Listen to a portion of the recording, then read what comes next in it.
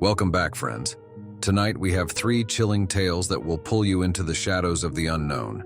If you're ready to uncover these dark mysteries, don't forget to hit that like button and subscribe.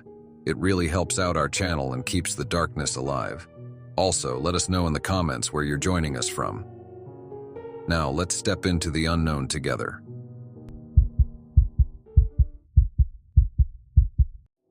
Shadows in the forest. In the summer of 2018, I took a job I thought would be easy money, camping out in a remote section of forest to help monitor tree growth for a reforestation project. It was one of those environmental gigs that sounded good on a resume, and since it only involved a couple of weeks in the wild, I figured it'd be an adventure. There were 4 of us, me, my friend Mike, who'd gotten me the job, and 2 other workers, Rachel, who was the team lead, and another guy named Joel. We were stationed miles away from the nearest town in the foothills of Washington State, deep in the kind of forest that felt like it could swallow you whole. The job was simple enough. We had equipment set up to measure the growth of saplings planted last year, and we had to take readings and check for any signs of disease. We camped out in shifts, staying at the edge of the forest while logging data and maintaining the equipment. The isolation didn't bother me at first. I actually liked it. The peace, the quiet, the sense of being completely cut off from everything. But that changed after the second night. On the first night, everything was normal. We sat around the fire, joking, eating, and sharing stories. There was no cell service out here, but we had radios to communicate with each other and the main office if anything went wrong. Mike was his usual self, making dumb jokes and trying to freak us out with ghost stories about the forest. The second night, though, something changed. We were all settling in after a long day when Mike noticed something. "Do you hear that?" he asked, frowning as he looked out into the woods. I paused, straining to listen. At first, I didn't hear anything but the crackling fire. But then faintly, I heard it too. A low buzzing sound, like the hum of insects, but louder. It wasn't like the usual drone of mosquitoes or crickets. It was persistent, coming from deep within the forest and growing louder. "Maybe a swarm of bugs," Rachel said, though her voice didn't sound convinced. "Yeah, maybe," I agreed, but something about it set me on edge. The buzzing faded after a while and we all tried to brush it off. The forest was full of weird noises after all. But later that night, while I was trying to sleep, I woke up to that same sound, closer this time. It was louder, almost like it was right outside the tent. I sat up, my heart pounding, and unzipped the tent flap, shining my flashlight into the trees. There was nothing, just darkness, and the faint outline of the trees swaying gently in the breeze. By morning, the sound was gone, and I told myself I'd imagined it, but Mike looked uneasy too. "You heard it again last night, didn't you?" he asked me while we were packing up our gear for the day. I nodded. "Yeah. Did you?" He nodded, but didn't say anything else. The third night was worse. The buzzing started around sunset, distant at first, but as the darkness fell, it grew louder. Rachel and Joel looked nervous now too, but none of us wanted to admit we were freaked out. Instead, we sat around the fire in tense silence, listening to that strange hum grow louder and closer, until it felt like it was coming from every direction. At one point, I swear I saw movement, shadows shifting between the trees, just beyond the reach of the firelight. "I'm getting sick of this," Joel said suddenly, standing up and grabbing a flashlight. "I'm gonna go see what's out there." "Are you crazy?" Rachel snapped. "It's probably just animals." Joel shook his head. "I'm telling you, it's not animals. There's something out there." Before any of us could stop him, he stomped off into the woods, his flashlight bobbing between the trees. Mike and I exchanged glances, both of us too spooked to go after him. Minutes passed and Joel didn't come back. The buzzing was still there, louder than ever now, filling the air like a swarm of invisible insects. Rachel finally stood up. "We need to go get him." I didn't want to go. I think none of us did, but we couldn't just leave Joel out there. We grabbed our flashlights and followed Rachel into the woods. calling Joel's name as we moved deeper into the forest. The buzzing seemed to follow us, swirling through the trees, making it hard to focus. After about 10 minutes, we found his flashlight on the ground, but there was no sign of Joel. Rachel's voice cracked as she called out again, but the only response was the oppressive buzzing that seemed to thicken the air around us. "Let's go back to camp," Mike said, his voice shaking. Maybe he went back another way. We turned and hurried back to camp, but when we got there, Joel wasn't anywhere in sight. And the buzzing, it hadn't stopped. It was surrounding us now, pressing in from all sides. Then Rachel screamed. We spun around to see her backing away from the tree line, her face pale. I shined my light toward where she was looking, and my stomach dropped. Dozens of dark shapes stood just beyond the firelight, barely visible but unmistakable. They were tall, humanoid, their faces obscured by shadows, but their presence felt wrong. They just stood there motionless, watching us. And the buzzing, it was coming from them. "Get in the tent," Rachel shouted, but we didn't have to be told twice. We scrambled inside and zipped it shut, huddling together as the buzzing grew louder, almost deafening now. I could hear movement outside, the faint rustle of somethings moving around the tent, brushing against the fabric. We stayed like that all night, too terrified to move, too terrified to sleep. When morning came, the buzzing was gone. The shapes, the movement, they were all gone. But so was Joel. We packed up as fast as we could, leaving behind our equipment and data. None of it mattered anymore. We just needed to get out. We hiked for hours, not stopping until we reached the ranger station where we had parked our car. We never found Joel. When we tried to explain what happened, no one believed us. They said it was stress, isolation, maybe even some kind of collective hallucination. But I know what I saw. What we all saw. The forest isn't empty. Something lives in the dark, watching, waiting, and it's still out there. The Fortune Teller's Curse. I'd never put much stock in fortune tellers or psychics, but my friends insisted on going to a small shop on the outskirts of Seattle one rainy October night. It was one of those hole-in-the-wall places with a faded sign that read, Madame Celeste's Mystical Insights. The shop had a dusty window, the faint glow of neon, and a flickering open sign that looked like it had seen better days.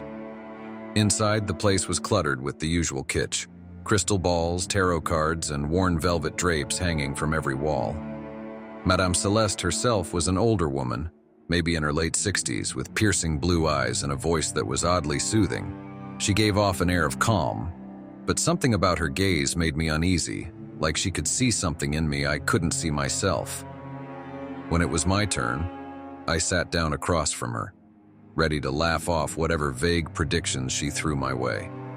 She took my hands in hers, closing her eyes and whispering softly, almost like a chant. After a moment, her eyes snapped open and her expression shifted. Gone was the serene smile she'd greeted us with. Her face looked tense, even frightened. "There is a darkness around you," she said, her voice low. I chuckled nervously, trying to shrug it off. "Isn't that what everyone gets told in these things?" But she shook her head, squeezing my hands tighter. "No, this is unusual. Someone is trying to reach you, but they're bound by a curse. A choice you'll make soon will open a path to them." I pulled my hands back, unnerved. "Look, I'm not sure I believe in this stuff." She sighed, leaning back. "You don't have to believe it, but you'll feel it.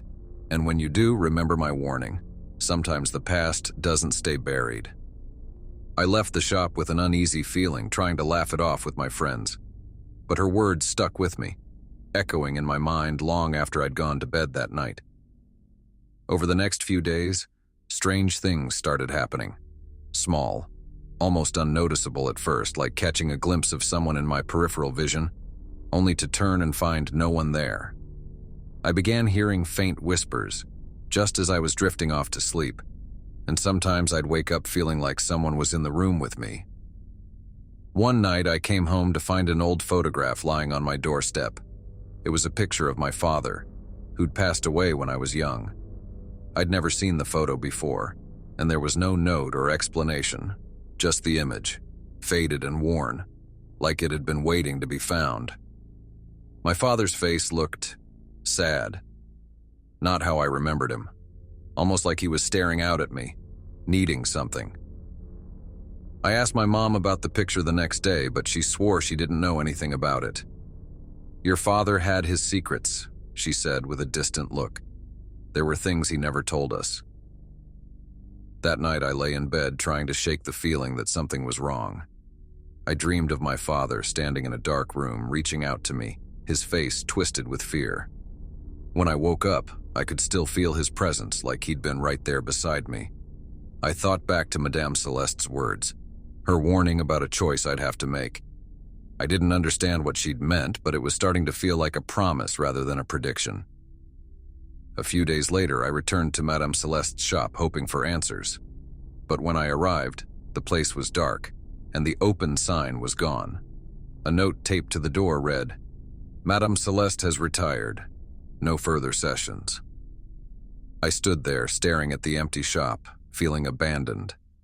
I was left with a sense of dread, an unsettling feeling that I was on my own in whatever was happening. That night, I took out the photograph again, studying my father's expression, searching for some clue. As I turned it over, I noticed faint writing on the back in faded ink.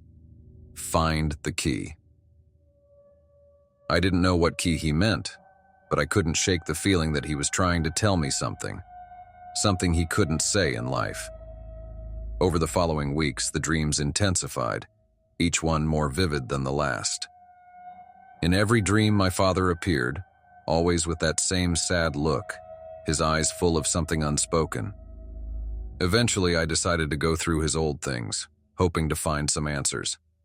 I searched through boxes of memorabilia, old journals, anything that might explain the message. Finally, I found an old, rusted key tucked into the back of his high school yearbook, hidden away like a secret. I held the key, feeling its weight, wondering what it unlocked. That night, I dreamed of my father once more, but this time, he looked at peace. He didn't say anything, but I woke up with a feeling of closure, like I'd finally understood something he'd been trying to tell me. I still don't know what that key unlocks, but I keep it with me as a reminder that some things can't be forgotten, that the past has a way of finding us, even when we least expect it. And sometimes I still hear Madame Celeste's voice in my mind, a faint whisper reminding me that some doors, once opened, can never be closed.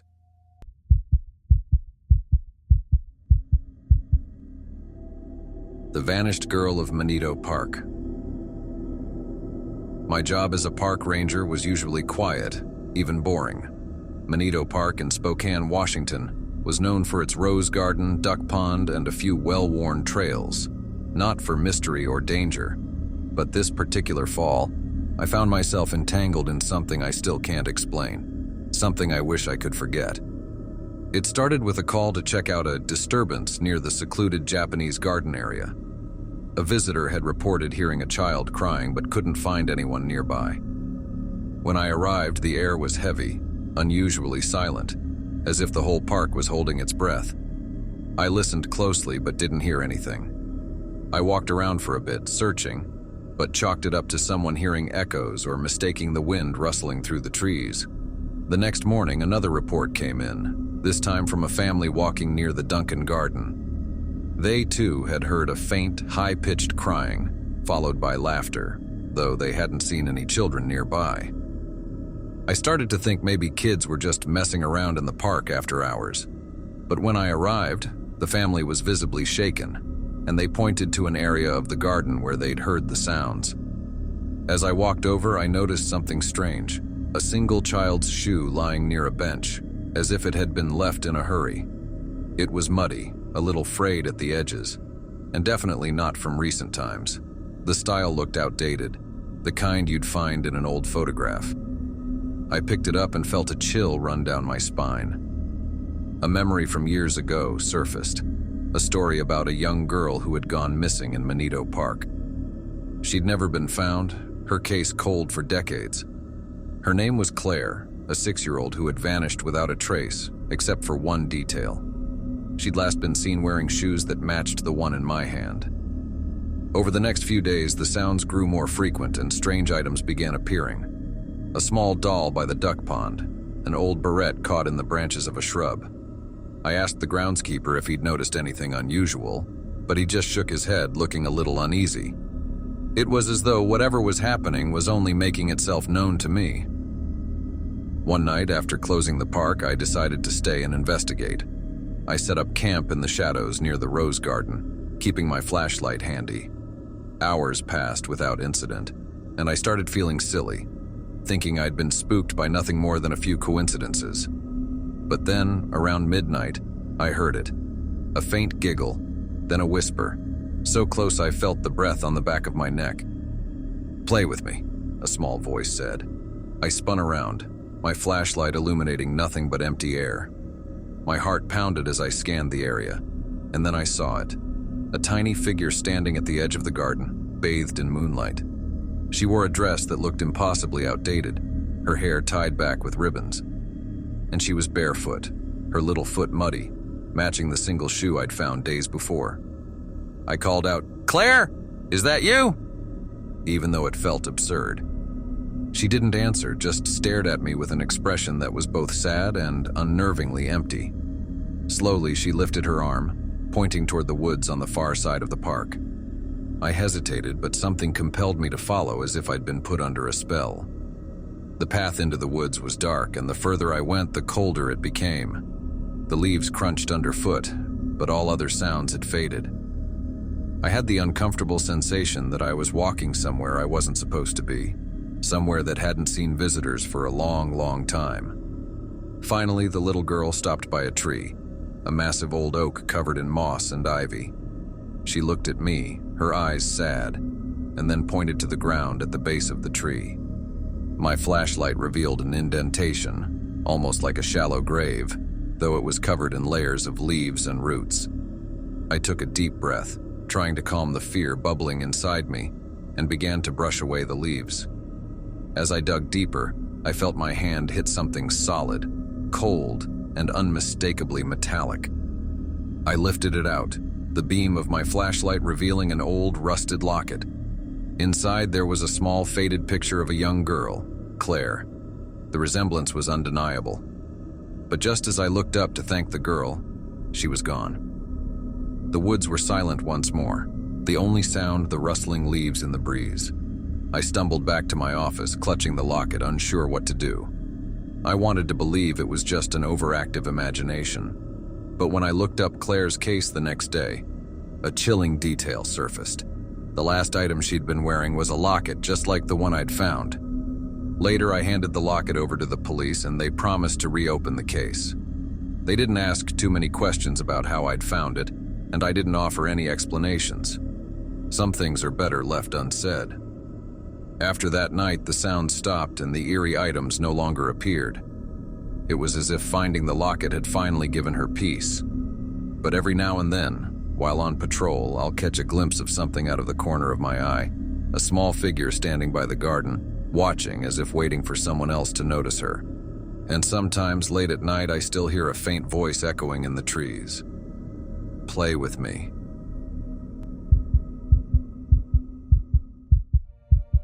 Thanks for joining us here on Dark Domain, where the shadows never really fade. If these stories sent a chill down your spine, don't forget to like, subscribe, and help our channel grow. It means a lot and keeps the eerie tales coming. And tell us, would you dare visit the places from tonight's stories? Share your thoughts in the comments, and until next time, keep your lights low and your curiosity high. Stay safe, if you can.